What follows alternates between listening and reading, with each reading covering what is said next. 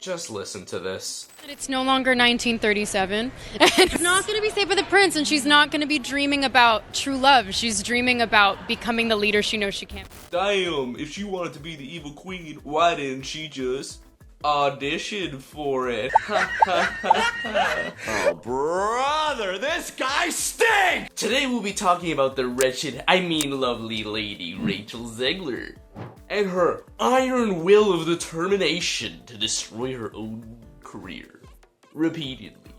So if you've been living under a rock, you should know that Rachel Zegler was the girl living it up with Ansel Elgort in West Side Story. She was also in these assorted films. So you would think when she was transformed into a Disney princess that it would be a dream come true. But alas, it seems that Snow White is too ratchet for the Zegler. I mean, you know, the original cartoon came out in 1937, and very evidently so. There's a big focus on her love story. With a guy who literally stalks her. Yeah. Weird. In fact, not just too ratchet, but too scary? Rachel said, I was scared of the original version. I think I watched it once and never picked it up again. I'm being so serious. What Elmo looking ass world has this redacted been living in?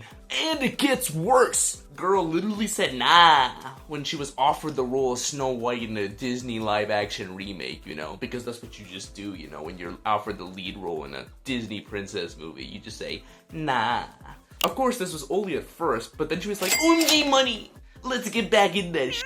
And just as a side note, she literally got casted without having to audition for a role in Disney's new movie. And she's like, nah, Holmes. And one of the reasons she gave initially was because she was afraid of the 1937 Snow White movie.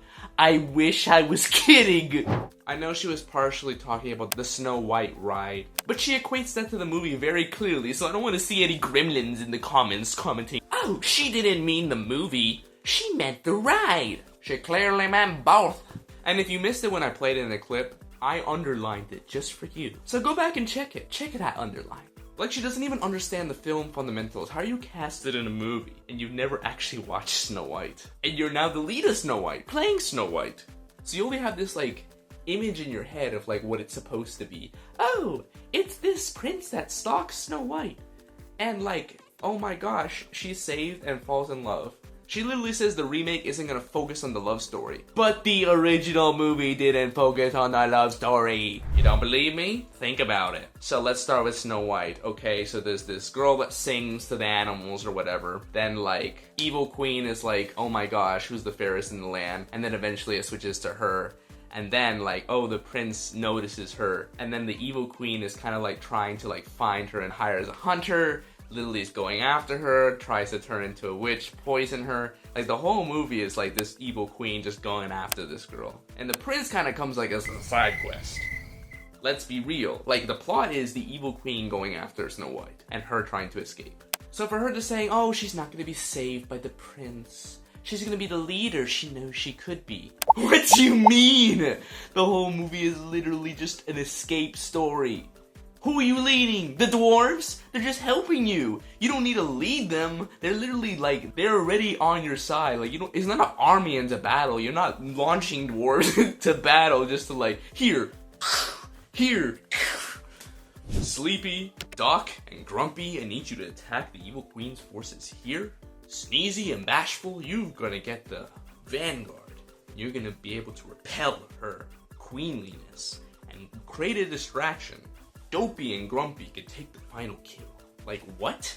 And at the end of all this, you know, of course the prince comes and does like his little save of the day, I guess. But if you think about it, he didn't do that much saving, he just woke her up. So are you gonna make the side quest even less of a side quest? I just don't understand the thought process. It's like, it's gonna be the same movie. People are like, oh my gosh, they're taking out the prince. But like, if you take out the prince love story, what the hell is the prince there even for? He doesn't do anything. It's literally Snow White and the dwarves like battling this, like, I don't know, this old woman. And look, I understand, iconic moment. Prince kisses Snow White and she wakes up. But watch the movie. I promise it's a side quest. Now, of course, let's get to the rest of this stuff. So yeah, she said free Palestine or whatever. Support whatever you want. It's not that big of a deal, but you cannot tell me that it isn't funny. Disney felt like they needed to hire a Jewish lead in Gal Gadot to be the evil queen to counteract her. Now I know you could say it's coincidental and it's just like, oh, she's a good actress, she's great for the role, she was picked coincidentally. But it's still hilarious. Disney has no desire to take a hard stance on any issue anymore. Plus, they don't even like each other. Have you seen the interviews? Please welcome Rachel Zegler and Gal Gadot.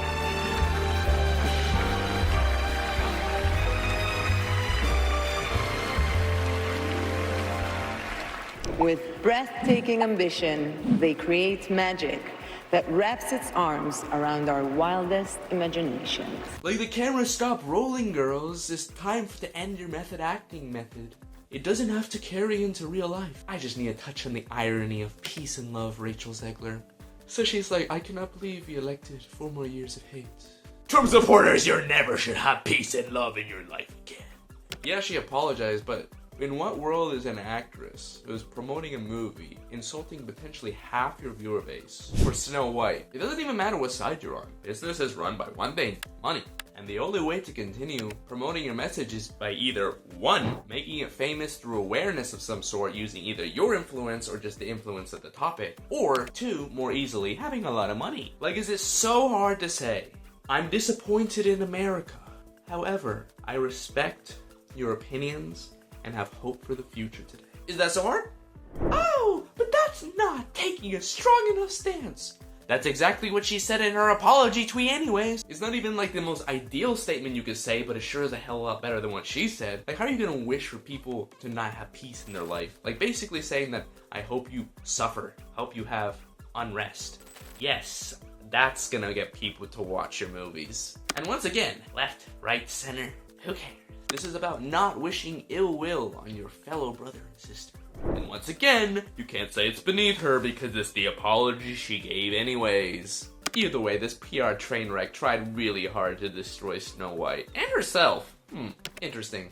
But you know who isn't trying to destroy their own career these days? I know who. Nicholas Gatlinstein loves his career so much he's actually becoming gay for it. And you can find out how right here.